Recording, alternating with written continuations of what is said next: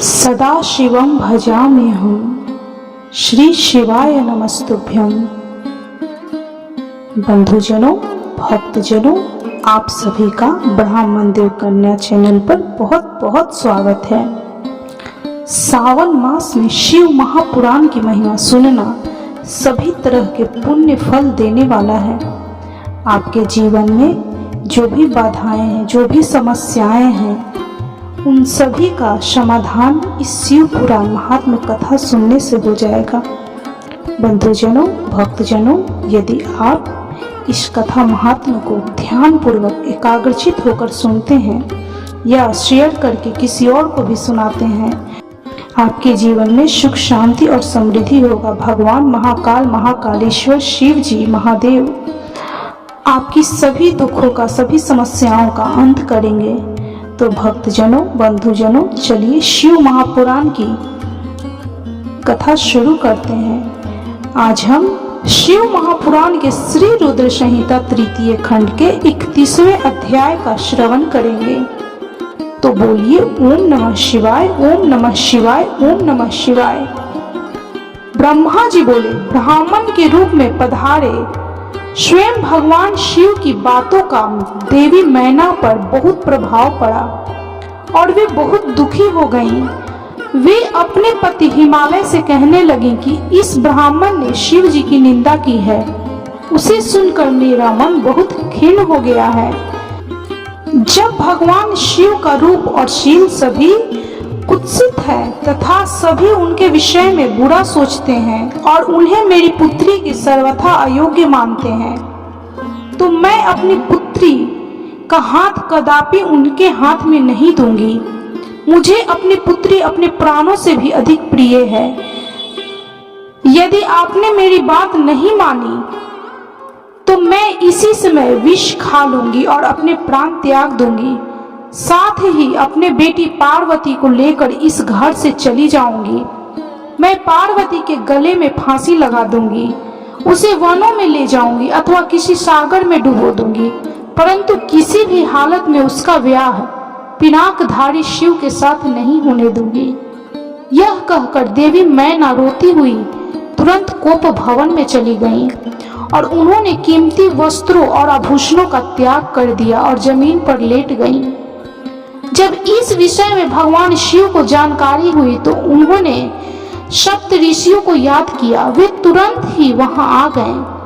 तब त्रिलोकीनाथ भगवान शिव ने सप्त ऋषियों को देवी मैना को समझाने की आज्ञा देकर उनके घर भेज दिया। त्रिलोकीनाथ भगवान शिव का आदेश मिलने पर सप्त ऋषि उन्हें श्रद्धा पूर्वक प्रणाम करके आकाश मार्ग से पर्वतों के राजा हिमालय के राज्य की ओर चल दिए। सप्त ऋषि जब हिमालय के नगर में निकट पहुंचे, वहां का ऐश्वर्य देखकर उसकी प्रशंसा करने लगे। वे सातों ऋषि आकाश में सूर्य के समान चमकते हुए जान पड़ते थे। उन्हें आकाश मार्ग से आता देखकर हिमालय को बहुत आश्चर्य हुआ। शैलराज सोचने लगे कि तभी सूर्य तुल्य तपस्वी सप्त ऋषि आकाश से उतरकर पृथ्वी पर खड़े हो गए। गिरिराज हिमालय ने दोनों हाथ जोड़कर और अपना मस्तक झुकाकर आदर पूर्वक उन्हें प्रणाम किया। तभी सूर्य तुल्य तपस्वी सप्त ऋषि आकाश से उतरकर पृथ्वी पर खड़े हो गए। गिरिराज हिमालय ने दोनों हाथ जोड़कर और अपना मस्तक झुकाकर आदर पूर्वक उन्हें प्रणाम किया और उनका पूजन तथा स्तुति किए। तत्पश्चात गिरिराज हिमालय ने कहा कि आज मेरा घर आपके चरणों की रज पाकर पवित्र हो गया है। मेरा जीवन आपके दर्शनों से धन्य हो गया है। फिर आदर पूर्वक हिमालय ने सप्त ऋषियों को आसनों पर बिठाया। हिमालय बोले, आज मेरा जीवन सफल हो गया है। आज मेरा सम्मान इस संसार में बहुत बढ़ गया है। जिस प्रकार अनेक तीर्थों के दर्शनों को पुण्य कमाने का स्रोत माना जाता है, उसी प्रकार आज मैं भी पवित्र तीर्थों के समान वंदनीय हो गया हूँ। हे ऋषिगणों, आप साक्षात भगवान विष्णु के समान हैं। आपने हम दिनों के घरों की शोभा बढ़ा दी है। आज मैं स्वयं को संसार का सबसे महत्वपूर्ण व्यक्ति मान रहा हूँ। यद्यपि मैं एक तुच्छ अदना सा मनुष्य हूँ, फिर भी मेरे योग्य कोई सेवा हो तो मुझे अवश्य बताएं। आपका कार्य करके मुझे हार्दिक प्रसन्नता होगी। सप्त ऋषि कहने लगे कि हे शैलराज, भगवान शिव इस संपूर्ण जगत के पिता हैं। वे निर्गुण और निराकार हैं, वे सर्वज्ञ हैं, वे ही परम ब्रह्मा परमात्मा हैं और वे ही सर्वेश्वर हैं। वे ही इस जगत की जाति, आदि और अंत हैं। आप भली भांति त्रिलोकीनाथ भगवान शिव के विषय में सब कुछ जानते ही हैं। वे भक्त वत्सल और सदा ही अपने भक्तों के अधीन हैं। तुम्हारी परम प्रिय पुत्री देवी पार्वती ने भगवान शिव को अपनी कठोर तपस्या से प्रसन्न करके अपना मनोवांछित वर प्राप्त कर लिया है। उन्होंने प्रभु शिव को पति रूप में पाने का वर प्राप्त किया है। जिस प्रकार भगवान शिव को इस जगत का पिता माना जाता है, उसी प्रकार शिवा को जगत की माता कही जाती हैं। अतः आप अपनी कन्या पार्वती का विवाह महात्मा शिव शंकर से कर दीजिए। ऐसा करके आपका जन्म सफल हो जाएगा और आप गुरुओं के भी गुरु बन जाएंगे। सप्त ऋषियों के ऐसे वचन सुनकर हिमालय बोले, हे महर्षियों, मेरे अहो भाग्य है जो आपने मुझे इस योग समझकर मुझसे यह बात कही। सच कहूं तो मेरी हार्दिक इच्छा भी यही है कि मेरी पुत्री का विवाह भगवान शिव के साथ ही हो। परंतु एक परेशानी यह है कि कुछ दिनों पूर्व एक ब्राह्मण देव हमारे घर पधारे थे। उन्होंने भक्त वत्सल भगवान शिव के विषय में अनेक उल्टी सीधी बातें की। उस वैष्णव ब्राह्मण ने शिव जी की घोर निंदा की, उन्हें अमंगलकारी बताया। ये सब बातें सुनकर मेरी पत्नी देवी मैना की बुद्धि पलट गई है। उनका समस्त ज्ञान भ्रष्ट हो गया है। अब वे अपनी पुत्री पार्वती का विवाह परम योगी रुद्रदेव से कदापि नहीं करना चाहती हैं। हे सप्तऋषियों, वे जिद करके बैठी हैं कि वे अपनी पुत्री पार्वती का विवाह भगवान शिव से नहीं करेंगी। इसलिए वे लड़ झगड़ कर सभी आभूषणों तथा राजसी वस्त्रों का त्याग कर कोप भवन में जाकर लेट गई हैं। मेरे बहुत समझाने पर भी वे कुछ नहीं समझ रही हैं। आपसे सच सच अपने दिल की इच्छा कहूं तो उन वैष्णव ब्राह्मण की बातें सुनकर अब मैं भी नहीं चाहता कि मेरी पुत्री का विवाह शिव जी से हो। नारद इस प्रकार भगवान शिव की माया से मोहित होकर गिरिराज हिमालय ने ये सब बातें कही और कहकर चुप हो गए। तब सप्त ऋषियों ने कोप भवन में लेटी हुई देवी मैना को समझाने के लिए देवी अरुंधति को भेजा। अपने पति की आज्ञा पाकर देवी अरुंधति उस कोप भवन में पहुंची, जहां देवी मैना रुष्ट होकर पृथ्वी पर लेटी हुई थी और पार्वती उनके पास ही बैठकर उन्हें समझा रही थी। साध्वी अरुंधति बड़े ही मधुर स्वर में बोली, देवी मैना उठिए, मैं अरुंधति और सप्त ऋषि तुम्हारे घर पधारे हैं। देवी अरुंधति को वहां अपने कक्ष में देखकर देवी मैना उठकर बैठ गई और साक्षात लक्ष्मी के समान उन परम तेजस्विनी को देखकर उनके चरणों में अपना सिर रखकर बोली, आज हमारे घर में ब्रह्मा जी की पुत्र वधू और महर्षि वशिष्ठ की पत्नी अरुंधति सहित सप्त ऋषियों ने पधार कर हमें किस पुण्य का फल दिया है। आपके आने से हमारा कुल धन्य हो गया है। मैं आपसे यह जानना चाहती हूँ कि आपके इस तरह यहाँ आने का क्या उद्देश्य है।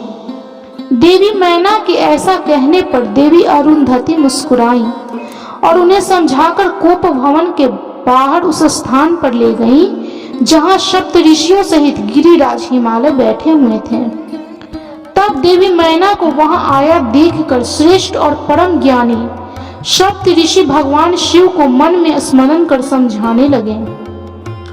सप्त ऋषि बोले कि हे शैलराज, तुम अपनी पुत्री पार्वती का विवाह त्रिलोकीनाथ भक्त वत्सल भगवान शिव से कर दो। वे तो सर्वेश्वर हैं, वे कभी भी किसी से याचना नहीं करते। जगत की रचना के स्तोत्र ब्रह्मा जी ने तारकासुर को यह वरदान दिया है कि केवल शिव पुत्र के हाथों ही उसका वध होगा। इस समय तारकासुर के कारण तीनों लोकों में हाहाकार मचा हुआ है। उसने देवराज इंद्र सहित सभी देवताओं को स्वर्ग से निकाल दिया है। साथ ही वह निर्दोषों लोगों को भी शत्रु बना बैठा है। साधुओं और ऋषि मुनियों को यज्ञ नहीं करने देता तथा उनकी पूजा उपासना को तारकासुर के सैनिक समय समय पर नष्ट कर देते हैं। उन्होंने सभी के जीवन को कष्टकारी बना रखा है। इस संसार में व्याप्त बुराइयों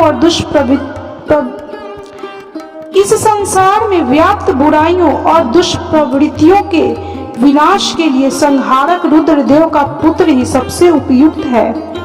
उस वीर बलवान पुत्र की प्राप्ति के लिए आवश्यक है कि भगवान शिव विवाह कर लें।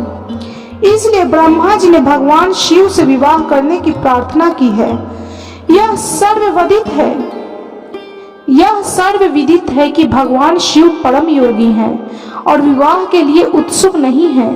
तुम्हारी पुत्री पार्वती ने भगवान शिव की कठोर तपस्या करके शिव को अपना पति बनाने के लिए वर प्राप्त किया था। यही कारण है कि महादेव जी देवी पार्वती का पानी ग्रहण करना चाहते हैं। सप्त ऋषियों की यह बात सुनकर हिमालय विनय पूर्वक बोले कि हे ऋषिगण, आपकी बातें सही हैं, परंतु जहां तक मैं जानता हूँ शिव जी के पास न तो रहने के लिए घर है, न ही कोई नाते रिश्तेदार हैं और न ही बंधु बांधव हैं।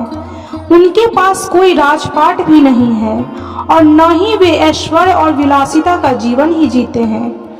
आप वेद विधाता ब्रह्मा जी के पुत्र हैं, इसलिए मैं आपका सादर और आदर सम्मान करता हूँ। आप परम ज्ञानी हैं और यह जानते हैं कि जो पिता काम, मोह, भय अथवा लोभ के कारण अपनी कन्या का विवाह अयोग्य वर से कर देते हैं, वे मरने के बाद नरक के भागी होते हैं। इसलिए मैं ऐसा कोई कार्य नहीं करना चाहता हूँ जिससे मैं नरक का भागी बनूं। मैं अपनी प्रिय पुत्री पार्वती का विवाह स्वेच्छा से कभी भी शूलपाणी शिव के साथ नहीं करूंगा। यही मेरा और मेरी पत्नी मैना दोनों का फैसला है। हे महर्षियों, आप परम ज्ञानी और समझदार हैं, इसलिए हमारे लिए उचित विधान को बताकर हमें कृतार्थ करें। ब्रह्मा जी बोले कि हे नारद, हिमालय के कहे वचनों को सुनकर महर्षि विशिष्ट बोले कि हे शैलराज, भगवान शंकर इस संपूर्ण जगत के पिता हैं और देवी पार्वती इस जगत की जननी है। शास्त्रों की जानकारी रखने वाला उत्तम मनुष्य वेदों में बताए गए 3 प्रकार के वचनों को जानता है।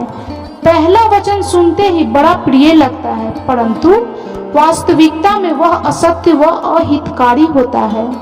इस प्रकार का कथन हमारा शत्रु ही कह सकता है। दूसरा वचन सुनने में अच्छा नहीं लगता, परंतु इसका परिणाम सुखकारी होता है। तीसरा वचन सुनने में अमृत के समान लगता है तथा वह परिणामतः हित करने वाला होता है। इस प्रकार नीति शास्त्र में किसी बात को कहने के लिए 3 प्रकार बताए गए हैं। आप इन तीनों प्रकार में किस तरह का वचन सुनना चाहते हैं, मैं आपकी इच्छा अनुसार ही बात करूंगा। भगवान शंकर सभी देवताओं के स्वामी हैं। उनके पास दिखावटी संपत्ति नहीं है। वे महान योगी और सदैव ज्ञान के महासागर में डूबे रहते हैं। वे ही सबके ईश्वर हैं। गृहस्थ पुरुष राज्य और संपत्ति के स्वामी मनुष्य को ही अपनी पुत्री का वर्ण गृहस्थ पुरुष राज्य और संपत्ति के स्वामी मनुष्य को ही अपनी पुत्री का वर चुनता है। ऐसा न करके यदि वह किसी दीनहीन को अपनी कन्या ब्याह दे तो उसे कन्या के वध का पाप लगता है। शैलराज, आप शिव स्वरूप को जानते ही नहीं हैं। धनपति कुबेर आपका सेवक है। कुबेर को यहाँ धन की कौन सी कमी है, जो स्वयं सारे संसार की उत्पत्ति, पालन और संहार करते हैं। उन्हें भोजन की भला क्या कमी हो सकती है। ब्रह्मा, विष्णु और रुद्रदेव सभी भगवान शिव का ही रूप हैं। शिव से ही प्रकट हुई प्रकृति अपने अंश से 3 प्रकार की मूर्तियों को धारण करती है। उन्होंने मुख से सरस्वती, वक्ष स्थल से लक्ष्मी एवं अपने तेज से पार्वती को प्रकट किया है। भला उन्हें दुख कैसे हो सकता है। तुम्हारी कन्या तो कल्प कल्प में उनकी पत्नी होती रही है एवं होती रहेंगी। अपनी कन्या सदाशिव को अर्पण कर दो। तुम्हारी कन्या की तपस्या करते समय देवताओं की प्रार्थना पर सदाशिव तुम्हारी कन्या के समीप पहुंचकर उन्हें मनोवांछित वर प्रदान कर चुके हैं। तुम्हारी पुत्री पार्वती के कहे अनुसार शिव जी तुमसे तुम्हारी कन्या का हाथ मांगने के लिए तुम्हारे घर 2 बार पधारे थे, पर तुम उन्हें नहीं पहचान सके। वे नटराज और ब्राह्मण वेशधारी शिव ही थे जो तुम्हारी कन्या का हाथ मांगने आए थे, पर तुमने मना कर दिया। यह तुम्हारा दुर्भाग्य नहीं है तो क्या है? अब यदि तुमने प्रेम से शिव जी को अपनी कन्या का दान न किया तो भगवान शंकर बलपूर्वक ही तुम्हारी कन्या से विवाह कर लेंगे। शैलेंद्र, यह बात अगर आप ठीक से नहीं समझेंगे तो आपका अस्तित्व ही समाप्त हो जाएगा।